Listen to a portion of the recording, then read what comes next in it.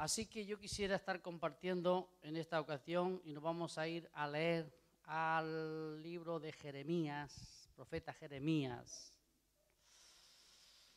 Ay, que no nos ocurra lo que le ocurrió a Jeremías, porque el pobre hombre las pasó bastante difícil. ¿Amén? Tuvo que pagar un precio muy elevado. Algunos le llamaban el profeta llorón. Pero bueno, yo no quiero dar títulos negativos, ¿verdad? Fue un buen profeta Jeremías. Le tocó vivir una época bastante difícil. Pero gracias a Dios que Él se mantuvo firme y así debemos de ser los creyentes. Tenemos que mantenernos firmes aunque las cosas vayan contrarias. A veces soplan vientos contrarios, pero qué bueno es luchar contra el viento. ¿Usted ha luchado alguna vez contra el viento? Una gran ventolera que si no se agacha se lo tira. Sí, ya a mí me ha ocurrido varias veces que a veces ventoleras te quiere tumbar. Pues así nos ocurre también en la vida espiritual. A veces vienen ventoleras que nos quieren tumbar, pero si estamos bien agarrados, ¿verdad? Fundamentados, si tenemos buenas raíces, amigo, difícil es tirar el árbol, ¿verdad? Lo que pasa es que si el árbol tiene una raíz débil, pues es fácil tumbarlo. Pero como nuestras raíces están en Cristo, ¿ven? Las raíces del verdadero cristiano están en Cristo. Así que es difícil tumbarnos.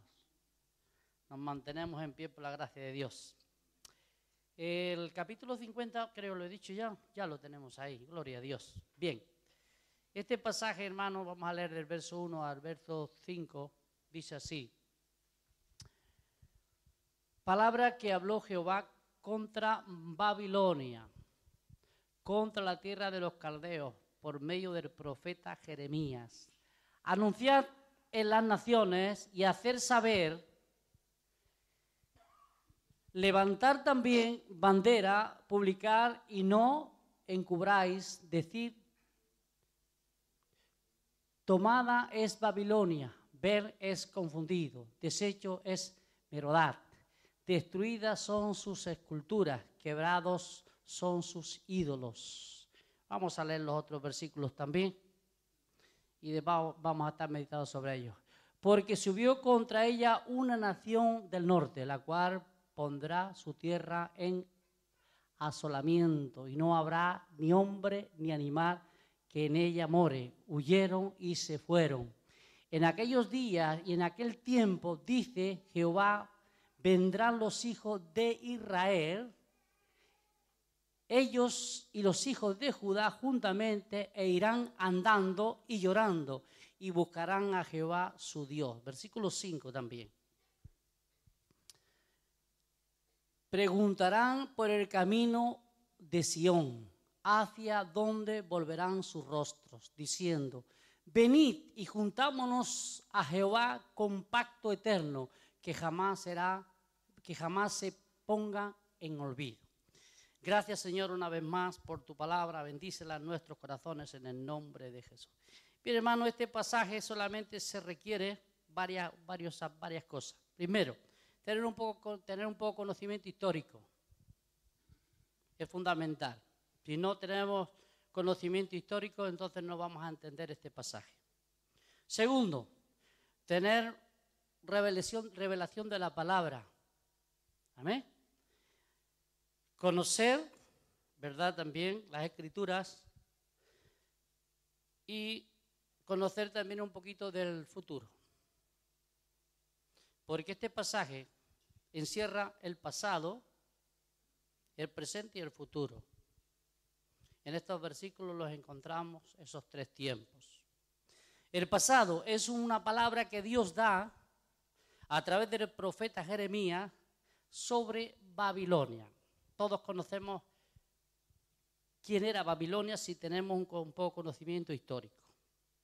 Hoy la conocemos como Irak. Antiguamente esa era la tierra de Babilonia y sigue siendo la tierra de los caldeos.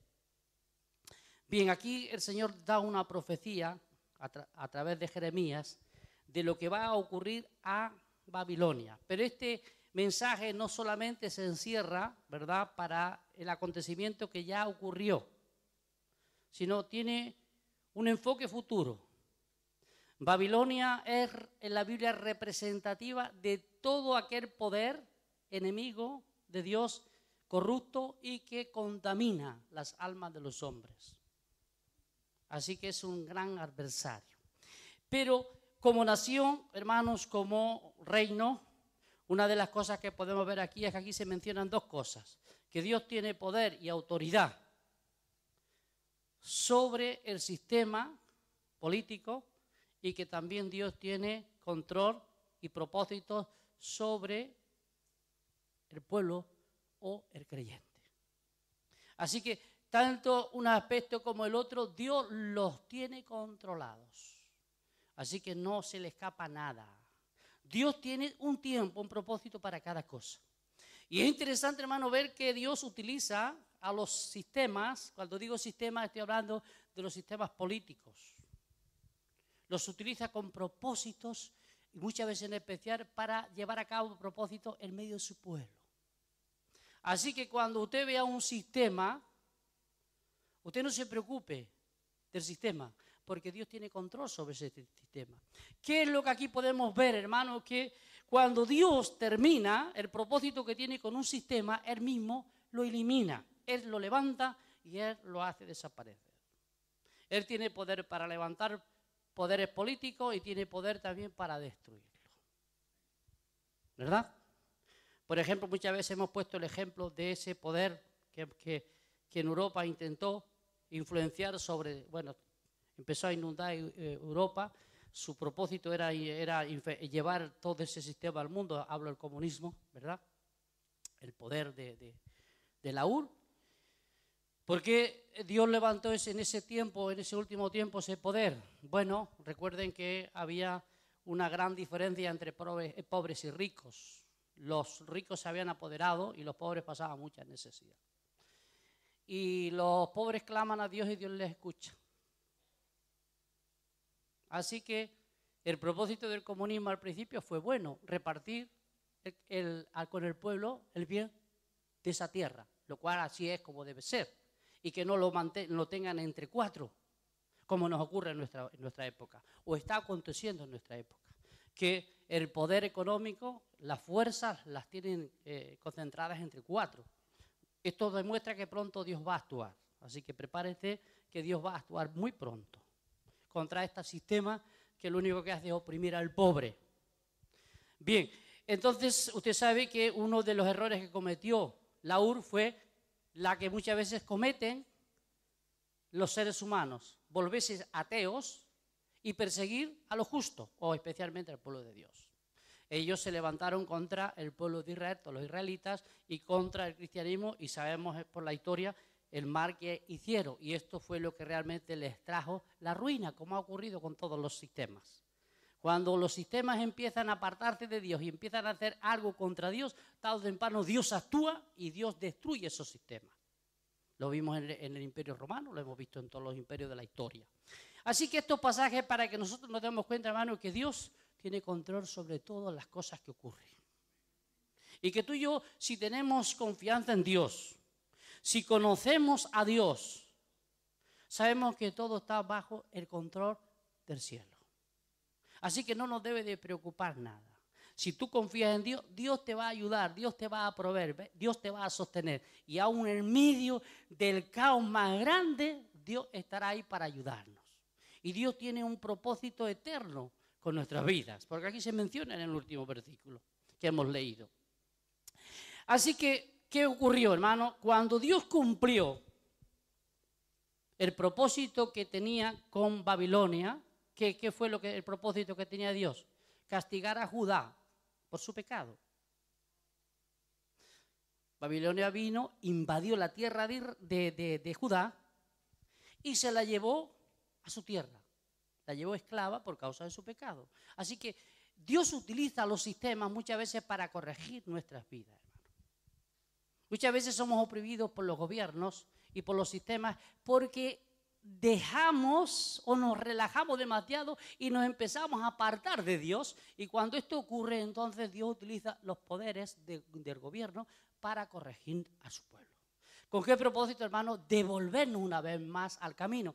Usted sabe que la crisis que tenemos hoy en día, ¿cuál es? Despertar al pueblo de Dios. ¿Por qué? Porque el pueblo de Dios se estaba materializando como el mundo. Y Dios no quiere un pueblo materialista.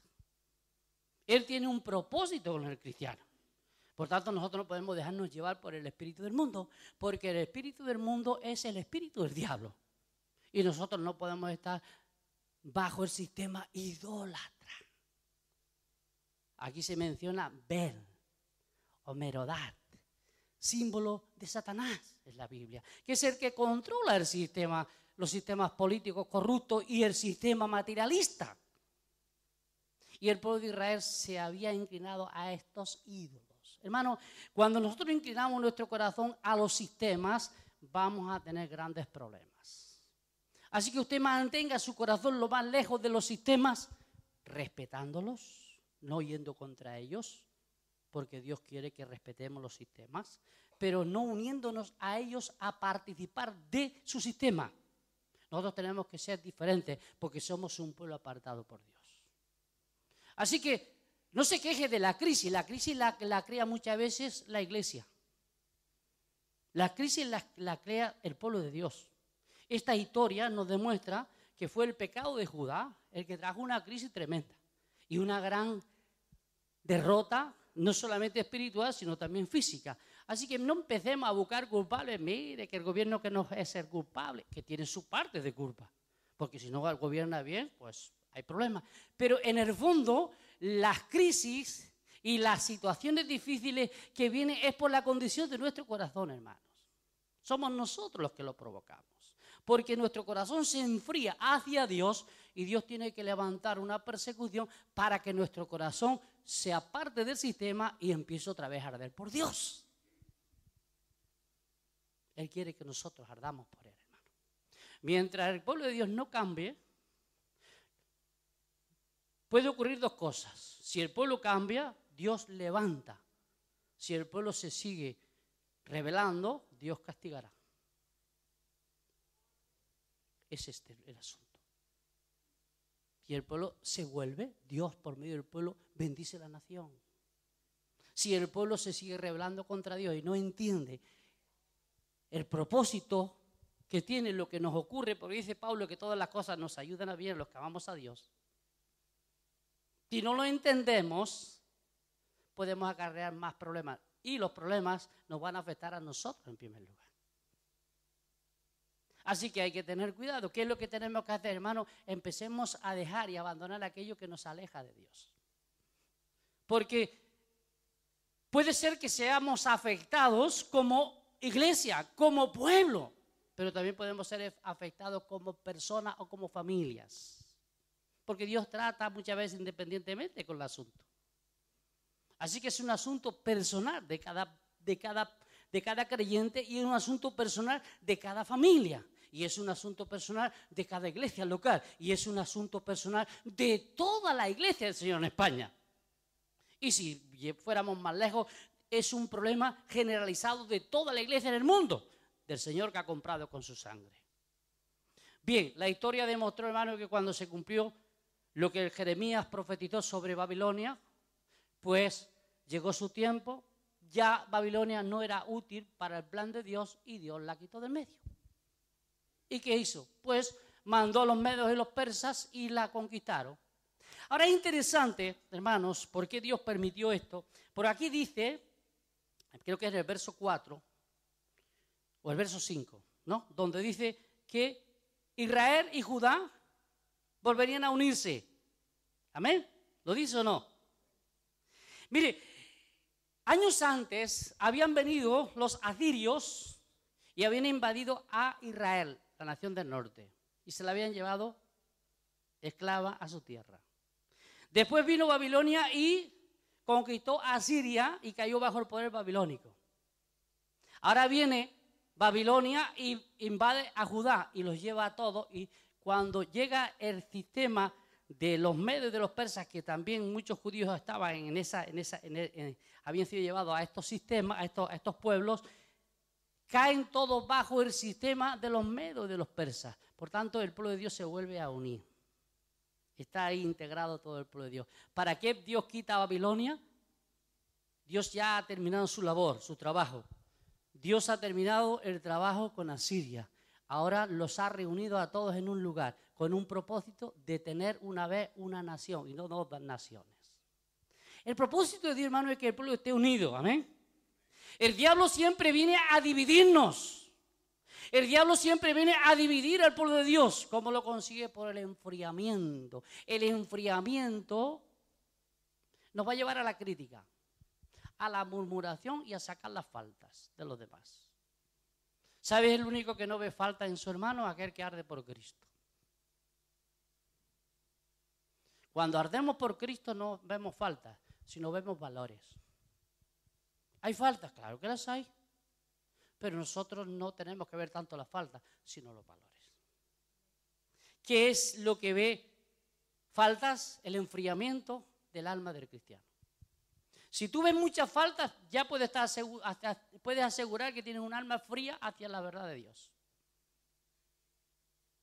Si tú ves muchos valores en el pueblo, eso quiere decir que tú vives cerca de Dios, porque Dios ve valores, hermano. Dios ve lo que era hecho en Cristo.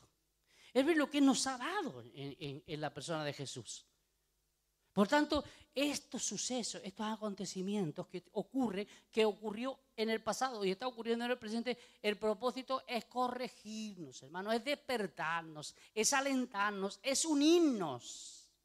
Es que la iglesia empiece a clamar, que la iglesia se dé cuenta que está aquí para buscar a Dios, para clamar a Dios, hermanos. No estamos para ganar dinero, hermanos. Si usted cree que vino a este país a ganar dinero, está equivocado. Ya se lo he dicho muchas veces, usted quizás tiene menos que cuando estaba en su país. Usted ha sufrido mucho porque usted vino con una visión equivocada. Dios no le trajo aquí a ganar dinero, Dios le trajo aquí a que usted sea corregida y corregido. Usted tiene que tener este concepto. Aparte, Dios le va a dar lo que quiera. Pero primero usted tiene que entender esto. Y a mí me va a afligir, y me ha afligido muchas veces para que yo entienda esta verdad, hermanos. Yo le comparto algo que es mi vida, es mi experiencia, hermanos. Dios trata con nuestra vida. Y cuando nosotros nos alejamos y nos materializamos y ve Dios que hay un peligro, que corremos un peligro, Dios inmediatamente actúa para sacarnos del peligro, hermanos. Así que, hermanos, el pueblo, ¿verdad? Pues ahí una vez más se dieron cuenta, ¿verdad? La falta. Si usted lee algunos de los pasajes de los Salmos y de algunos otros pasajes, usted verá el clamor, porque no solamente el libro de los Salmos nos habla del clamor del pueblo de Israel. Cuando ellos estaban en Babilonia, les decían los que les rodeaban, ¿y dónde está vuestro Dios? Porque vosotros decís que Jehová es vuestro Dios, pero ¿dónde está vuestro Dios? Porque sois esclavos. Habláis mucho de un Dios poderoso de los cielos, pero yo os veo en esclavitud. ¿Dónde está vuestro Dios?, le decía. Dice que ellos habían colgado las arpas y los instrumentos de música porque ellos no podían tocarlo en tierra extranjera. Es decir, si no estaban en su tierra y en el templo, no podían hacerlo. Y la habían colgado. Y ellos anhelaban en su corazón que Dios les restaurara, que Dios los rescatara del sistema donde habían caído para volver otra vez a entonar esos cantos de alegría y de gozo.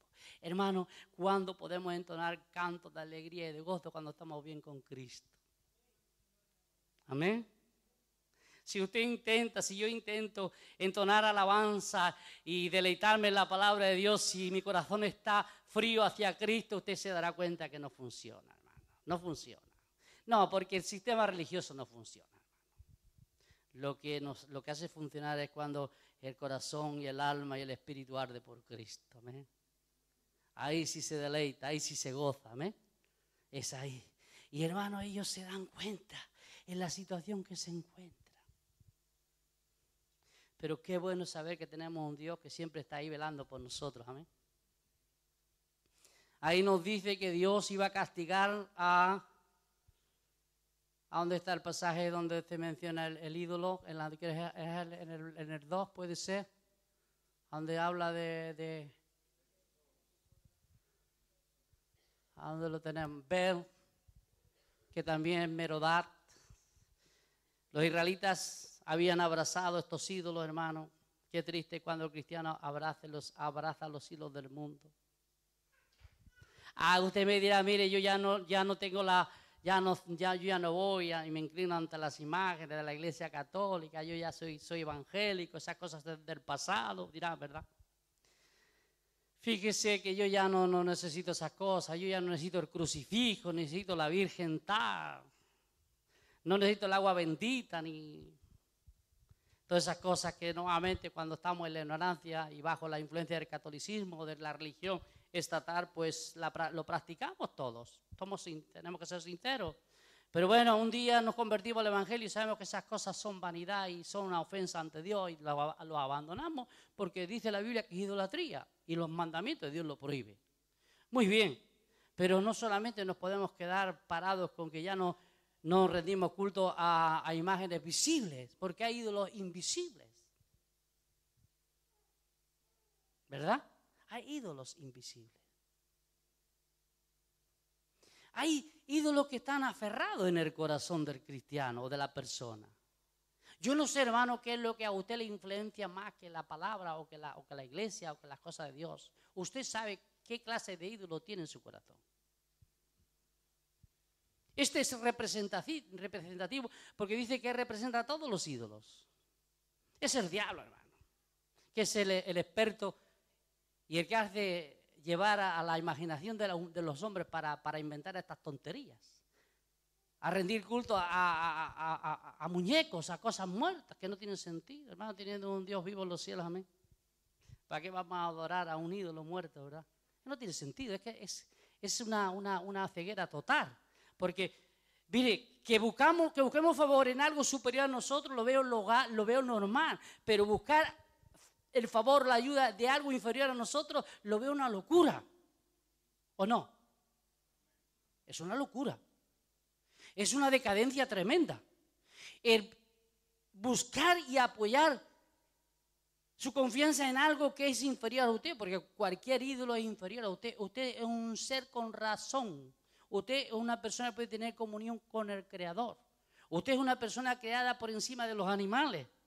Usted tiene razón, tiene determinaciones en su vida, puede determinar. Pero ¿qué puede hacer un pobre ídolo? Hermano, ¿qué puede hacer un ídolo que está ahí amarrado con cuatro clavos, oiga? Y ahí lo tiene, va y lo encuentra en el mismo sitio, no se ha movido. Bueno, una vez que otra lo saca, lo llevan a cuesta, pero como tiene pie no anda. ¿Verdad? Bueno, pobrecito, soy ignorante, a que Dios abra sus ojos, amén.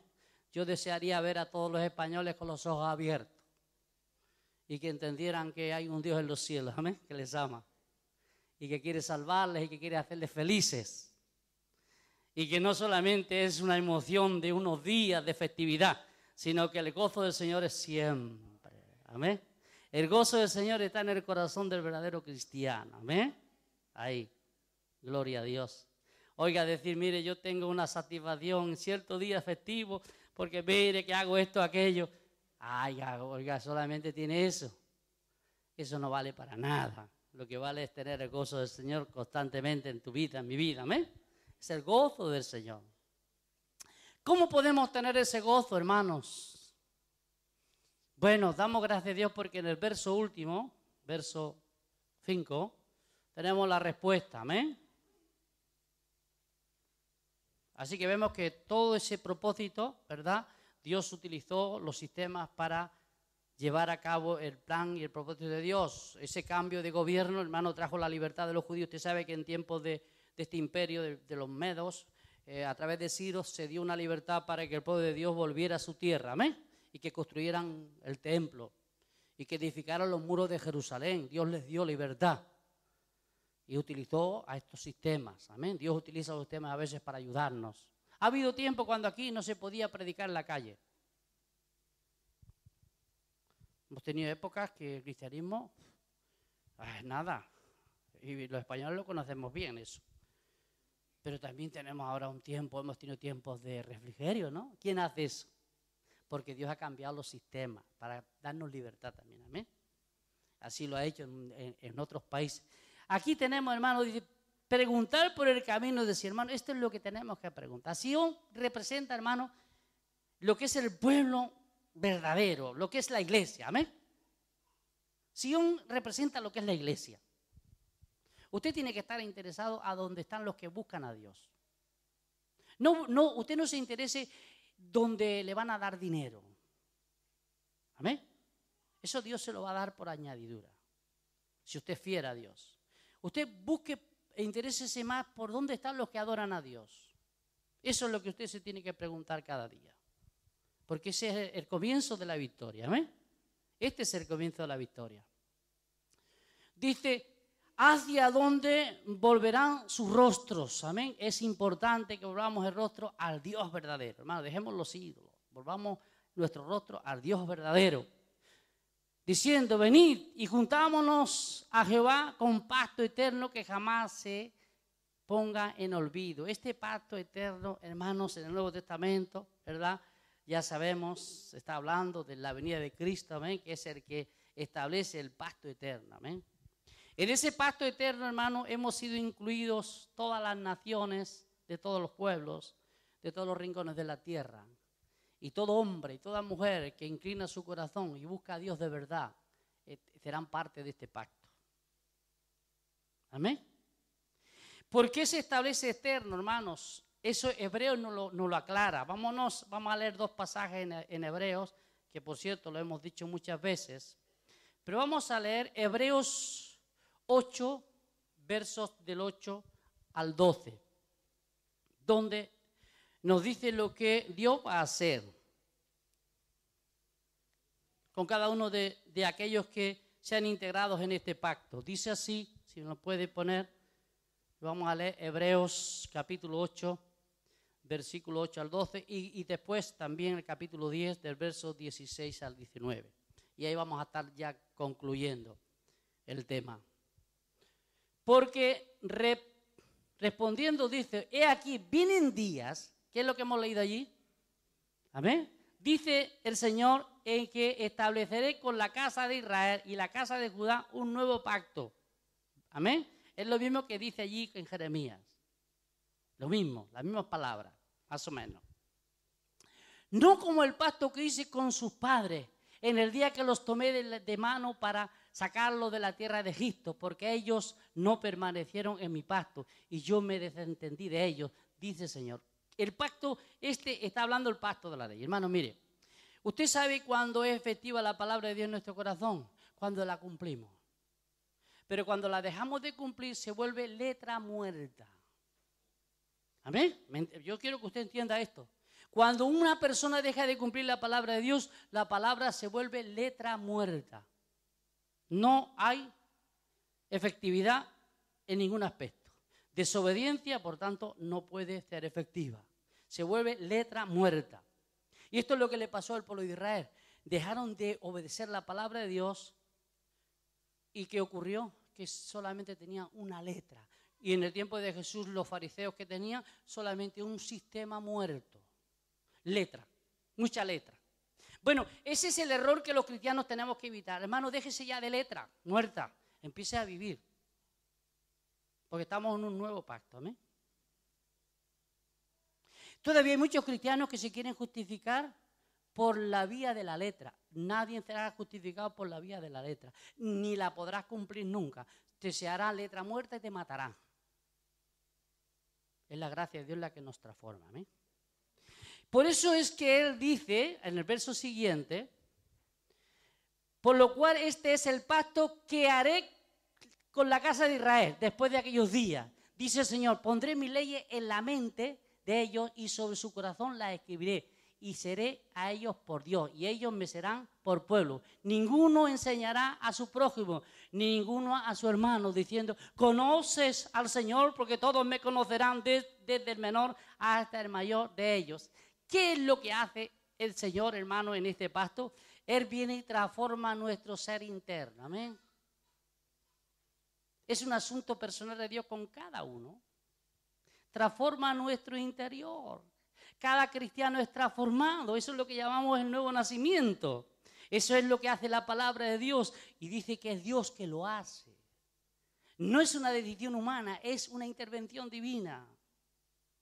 Antes el pueblo tenía que estar bajo la letra y cumplir. Y si no lo cumplía, desobedecía y traía unas consecuencias. Ahora es Dios que ha hecho una obra dentro de nosotros. Esto es poner las leyes y las ordenanzas o hacer lo que Dios ha hecho en nuestra vida. Esa es la experiencia del cristiano. Hermano, por eso es que usted no tiene que andar siempre buscando cómo conocer a Dios. Usted conoce a Dios. Si usted ha nacido de nuevo, usted conoce a Dios. Si usted no conoce a Dios, es que no ha nacido de nuevo. Es que Dios no ha hecho esta obra en su vida. Entonces usted es un religioso, usted es una persona inconversa. Pero si usted personalmente conoce a Dios y no necesita constantemente depender, como el pueblo anterior dependía de lo que le enseñaban, aprender. Ahora dice que cada uno conoceremos al Señor.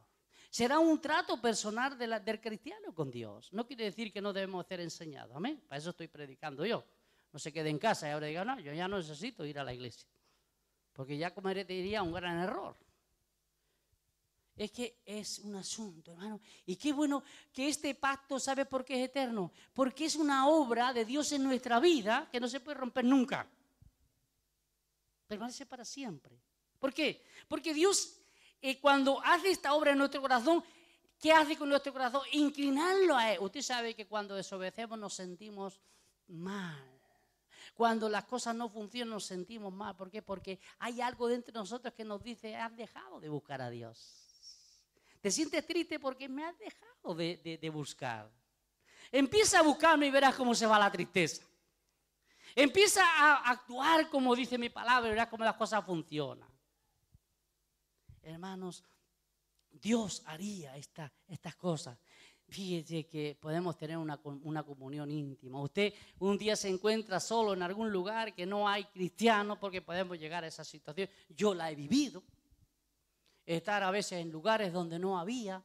He ido a lugares a predicar el evangelio, a abrir obras y cosas en los años pasados y he tenido que estar entre gente religiosa y ahí pues yo tenía que buscar a Dios, me tenía que ir al monte solo y estar buscándolo. Pero cree que yo no podía tener comunión con Dios porque no había otros hermanos. Gloria a Dios en los días que venían hermanos a apoyarnos o estaban ahí y en las reuniones, pero había veces que estábamos solitos o me encontraba ahí, pero dice que yo podía tener comunión con Dios, amén, porque ya es una obra que Dios ha hecho en nuestra vida para tener comunión con Él por medio del Espíritu Santo. En el capítulo 10, versículos 16 al 19, lo vamos a leer también para que entendamos mejor este pacto eterno, hermano. Este es el pacto que haré con ellos. Después de aquellos días, dice el Señor, pondré mis leyes en sus corazones y en sus mentes las escribiré. Y añade, y nunca más me acordaré de sus pecados y sus transgresiones. Esta es la seguridad de esa eternidad, hermano, que Dios ya no le va a recordar más sus pecados. Es usted que lo recuerda. Soy yo que lo recuerdo. Y ese recuerdo nos atormenta muchas veces. Muchas veces pensamos que Dios no nos ha perdonado y nos sentimos atormentados, nos sentimos frustrados porque usted ignora estas verdades. Dios dice que cuando Él hace esta obra, Él ya nunca más se acuerda de sus pecados y sus transgresiones. Ese es el pacto que Dios hace con nosotros, hermano. Nunca más me acordaré de sus pecados y transgresiones, pues donde hay remisión de estos. Esto quiere decir, cuando Cristo nos perdona, ¿amén? ¿Qué dice? No hay más ofrenda por el pecado, hermano. ¿Qué podemos buscar para ser perdonados si Cristo ya nos ha perdonado? Hay cristianos que están buscando siempre cómo ser perdonados por Dios, porque no han descubierto el valor de la sangre de Jesús. No hay otra cosa fuera de la sangre de Jesús, hermanos. Es la sangre de Jesús que nos perdona y nos limpia de todo pecado. Hermano, usted tiene que creer la palabra de Dios. Esta palabra no puede ser una letra muerta en su corazón, tiene que ser una palabra viva, transformadora, que nos cambia, que nos fortalece, que nos da ánimo, que nos da alegría.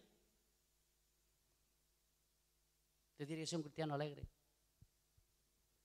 un cristiano contento. El saber que Dios le ha perdonado, hermano, usted ya no tiene parte con el infierno, fíjese qué alegría. El saber que se muere y que va a tener un encuentro con Cristo físicamente, lo va a ver cara a cara. Amén. Qué miedo vamos a tener, hermanos, si sabemos que si partimos nos vamos con Cristo. Amén. Sabemos que Dios nos ha perdonado y podemos ir tranquilos por la vida porque nuestros pecados nos han sido perdonados. ¿Por qué? Ya Jeremías lo profetizó que esto ocurriría un día. Y ya, mire que lleva ya 2000 años largos aconteciendo esta realidad en muchas personas. ¿Cuántos cristianos están en el cielo? ¿Amén? Que están ya allí porque ellos experimentaron esta promesa y esta verdad. ¿Cuántos cristianos, verdad, están en vivos ahora? ¡Wow! Fíjese, en muchas partes del mundo habrá cristianos verdaderos, aquí en España, en sus países. Y hermano, ¿cuántos habrán de todavía venir detrás de nosotros si el Señor no viene? Amén. ¿Cuántos vendrán? Solamente el Señor sabe el número. Pero las filas se van añadiendo, ¿verdad? Van aumentando. El número del pueblo de Dios va creciendo. Amén. Las puertas del cielo siempre están abiertas. Hoy, ¿cuántos cristianos habrán entrado por la puerta de la Jerusalén celestial, hermano? Solamente el Señor sabe. Dice, alguien tuvo una visión de la entrada de los cristianos en la ciudad celestial. Dice que hay una entrada constante. La puerta está siempre abierta.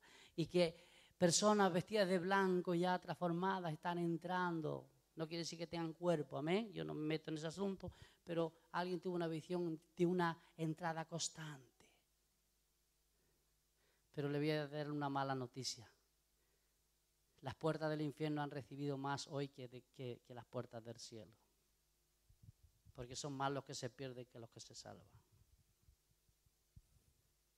Posiblemente por cada uno de los que han entrado por las puertas del cielo, habrá una cantidad elevada de los que están entrando por esa puerta oscura, triste, amargada, desesperante. Y que hoy han entrado muchos, de todas las razas, de todos los pueblos, como ocurre con los cristianos, amén.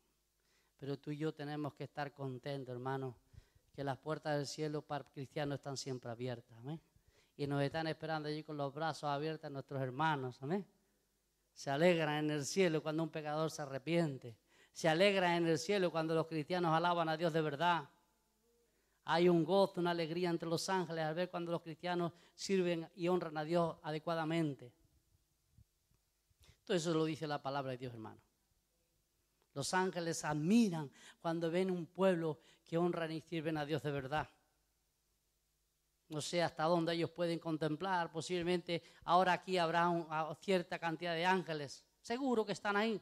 Porque dice que los ha mandado Dios para los que se salvan, para estar aquí entre nosotros. No los podemos ver, no, porque los ojos físicos no lo pueden ver. Pero le puedo asegurar que ángeles deben de andar por aquí. Pero por encima de todo hay uno más importante que los ángeles. Y además puedo decir que hay 3 personas benditas que son superiores a los ángeles, Padre, Hijo y Espíritu Santo, ¿amén? Y que ellos están aquí con nosotros. Y que ellos han venido aquí para estar en esta tarde con nosotros, amén. Y que ellos estarán aquí cada vez que nos reunamos cuando lo hagamos para Cristo, amén. Y esto es lo que tú y yo nos tenemos que gozar y alegrar, hermano. Que tenemos un gran regalo en los cielos por Cristo Jesús. Vamos a orar. Padre, alabamos y bendecimos, te damos gloria y alabanza y te pedimos que tú bendigas esta palabra en nuestros corazones en el nombre de Jesús.